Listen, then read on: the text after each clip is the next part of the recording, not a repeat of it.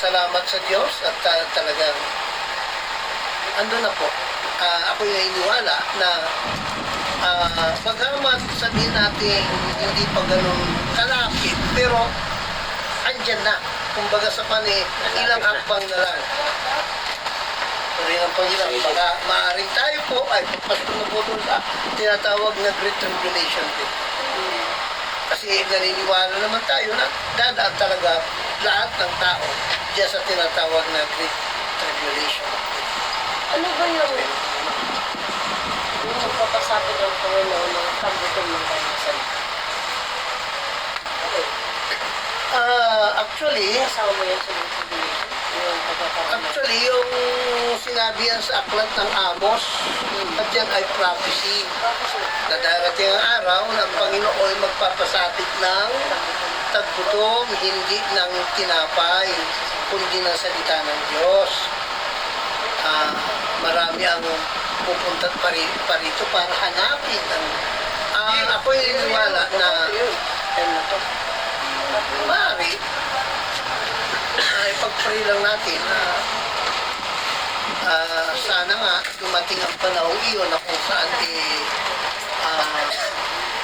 magkakaroon ng hunger at saka thirst ang mga tao sa salita ng Diyos.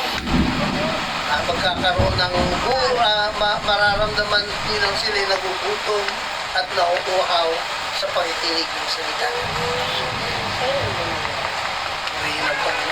Ipag-pray natin sa So anyway, salamat sa Panginoon na tayo po ay naniniwala ako na maaaring nandito na nga tayo sa tinatawag na huling bahagi ng ating napakalaman. Praise God. Knowledge will you praise ko. Naniniwala rin ako na knowledge na ngayon. at tayo rin bilang mga anak ng Diyos, bilang mga manampalataya ng Panginoon na nagsasabi na kakaalam ng katotohanan, din nakikita na natin ang mga palatandaan at tayo nasa huling panahon na talaga. Mayroon din tayong katungkulang dapat gawin sapagkat iniwan sa atin ng Panginoon ang Great Commission. Umayo kayo, ipangaral ang Ebanghelyo sa lahat ng lugar. Amen? Sa lahat ng kinapal. Ano yung ipapangaral? Ang Ebanghelyo. Dahil ang Ebanghelyo ng ating Panginoon Kristo kailangang maikalat sa buong mundo.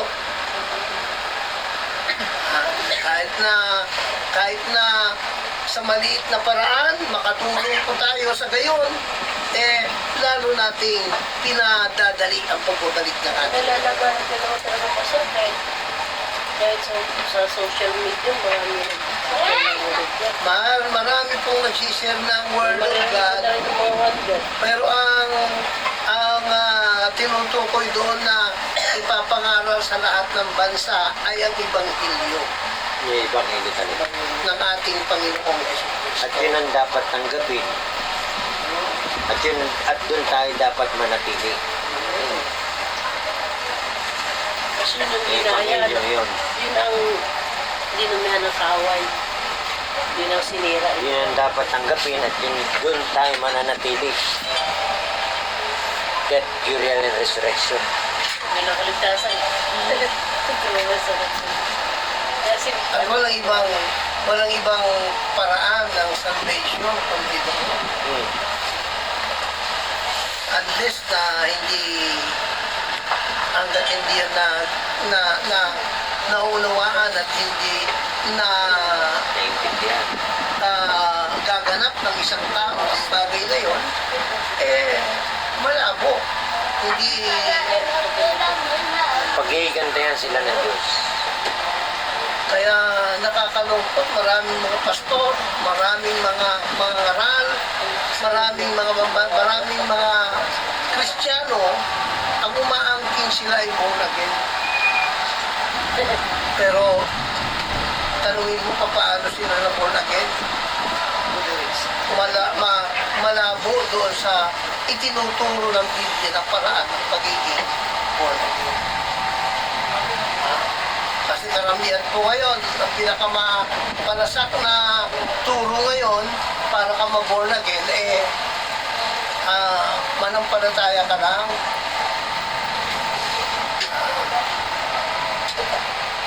Sumunod ka sa Ang daya ng sanlibutan. sumunod ka sa prayer. Accept Jesus Christ as your Lord and Savior. Mag-pray ka lang. Pagmulat ng mata mo, born again ka na. Di ba so, sa kanila. Diba? Ganun nga, pero sa kanila may kalapit ginagawa. Kasi daw sabi nila, dapat it shows yung nagliliwanag ang buhay mo na nakikita sa iyo ang buhay ng iyong pananampalataya. Yan yung tinatawag na, kahit yun na tinatawag na ano ngayon, self-righteousness. Maganda yung ano. Totoo na pagka ang isang tao ay tunay na born again, dapat makita sa kanya ang bunga. Pero huwag nating ipapauna ang bunga bago ka ma-born again. Ma-born again ka muna bago susunod ang gawa.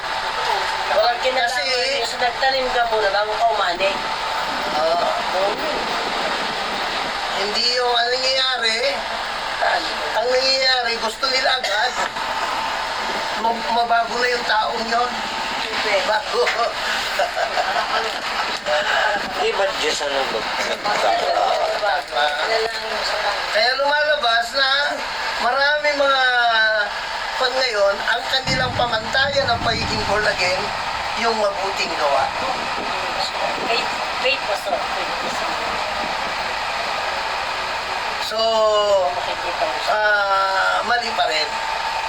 Dahil hindi tayo maliligtas sa mabuting gawa. Okay, kinakailangan kung ano yung ibinigay ng Diyos na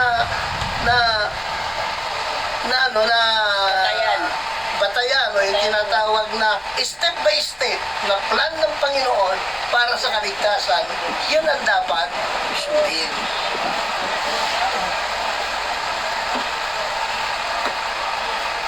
Tama? Diba? Amen. So, purihin ang Panginoon. Alam na natin siguro. Sapagkat iisa lang naman ang gospel plan of salvation. Ang ebanghelyo ni Jesus Christ, alam na natin kung ano. Ano ba ebanghelyo ng ating Panginoon Kristo? Burial and resurrection. Wala nang iba. Ha? Unang-una, ang ebanghelyo ng ating Panginoon Kristo ay yung kanyang kamatayan, yung kanyang pagkalibing, yung kanyang pagkabuhay na muli, yung kanyang death, burial, and resurrection. Yun po ang kanyang ebanghelyo, ang ebanghelyo ni Jesu Kristo. So, Wala yung... bang ibang malalim na mababaw na ito sa iba? Ha? Wala yung mababaw na ito. Actually, sa mababaw na salin, ikinuha nila itong mabuting balita.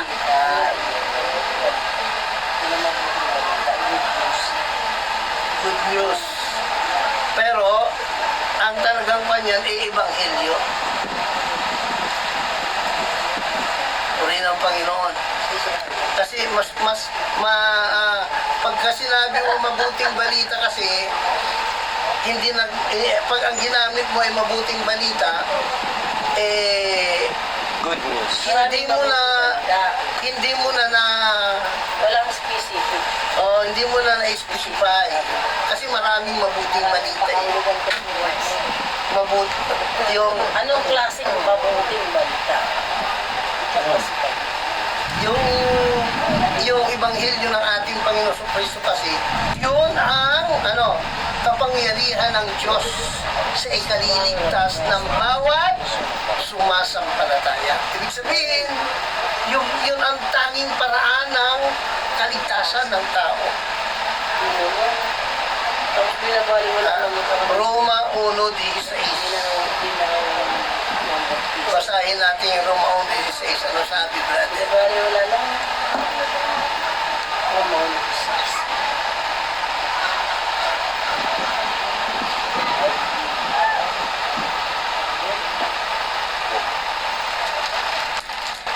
sapagkat hindi ko ikinahihiya ang Ebanghelyo, Hindi ko ikinahiya sa ganun. Yung sabi ng Apostol Pablo. sapagkat siyang kapangyarihan ng Diyos sa ikaliligtas ng bawat sumasampalataya, unay sa Hudyo at gayon din sa Grego.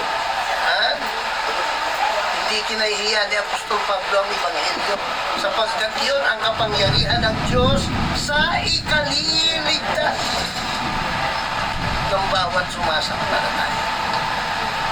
So napakahalaga pala ng Ebanghelyo, Brother Arman. Sapagkat ang namatay ay ligtas na sa kasalanan. Napakahalaga ng Ebanghelyo. Yun ang kapangyarihan ng Diyos Yung ang mamatay ay ligtas na sa para sa ikaliligtas ng bawat sumasampalataya. Maging Hudyo man siya, maging Griego man siya, iisa ang paraan na ibinigay ng Diyos para ang tao'y maligtas. Kumabuhay. Yung gospel o Ebanghelyo ng ating Panginoon. At alam na natin kung ano yun. Nung nagtanong ang mga apostol, ay nagtanong ang mga tao kay Pedro, anong gagawin namin? Ano sagot ni Pedro? Ito na po yung party natin. Kasi kinakailangan yung Ebanghelyo ganapin o tupdin ng bawat isa para maligtas. Ha? Nakalagay po yan sa Thessalonica na kailangan ganapin o talimahin ang Ebanghelyo ng ating Panginoon Kristo. Pag hindi natin tatalimahin ito, kasama tayo, mapapasama tayo doon sa mga paghihigantihan ng Panginoon sa kanyang pagbabalik. Sa makatuwid, walang taligtasan pag hindi natin natalima yung Ebanghelyo ni Jesus. Di ba? Taligtasan. Paghihigantihan ka ng Panginoon. Hindi ka ligtas. Kaligtas. Basahin nga natin, Brad, yun, nakalagay sa 1 1 Thessalonica 8, 7, 8. 7:8. Pakibasa ka. Para maliwanag. 2, 7, 8 ba yun? Chapter 1. 1 Thessalonians chapter 1 verse Hindi. 2 Thessalonica Thessalonica chapter 1 verse 7, 8 to 9. 8 to 9 nga lang. na maghihiganti sa hindi nagsisikilala sa Diyos at sa kanila na hindi nagsisitalima sa Ebanghelyo ng ating Panginoong Isus. Yung ang Panginoong Isus daras na sabi niya sa verse 7, di ba? At kanyang paghihigantihan ng alin? Yung mga hindi nagsikilala sa Diyos at sa kanila hindi nagsitalima sa Ebanghelyo. Na siyang tatanggap ng kaparusahan. Ito na yun. Kaya, ang sabi sa verse 10, ano sabi, Brother Arman? Na siyang tatanggap ng kaparusahan na walang hanggang kapahamakang mula sa harapan ng Panginoon at mula sa kaluwalhatian ng kanyang kapangyarihan. Yan. So, yung pong mga hindi po tumalima sa Ebanghelyo, kasama sila sa tatanggap ng kaparusahan. Ha? Na walang hanggang kapahamakan. Diba? Malinaw, diba? Walang hanggang pagkapahamak. Yan. Sa harapan ng Panginoon at mula sa kaluwalhatian ng kanyang kapangyarihan. Sa mga tuwid, hanggat hindi natin ginaganap ang Ebanghelyo, hindi tayo maliligtas. Kasama tayo sa parurusahan ng Diyos. Yung?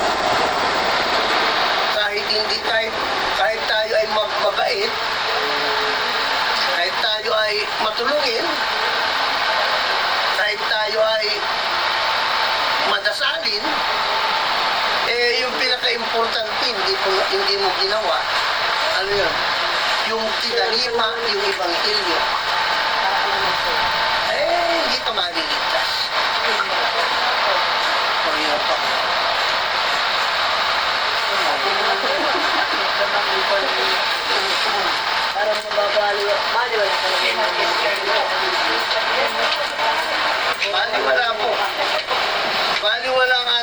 maglilingkod hanggat hindi natin kinalima ang Ebanghelyo ng Panginoon.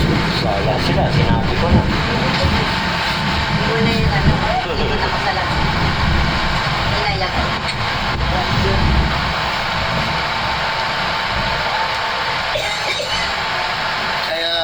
Kaya maraming mga Kristiyano ngayon sasabing Kristiyano sila.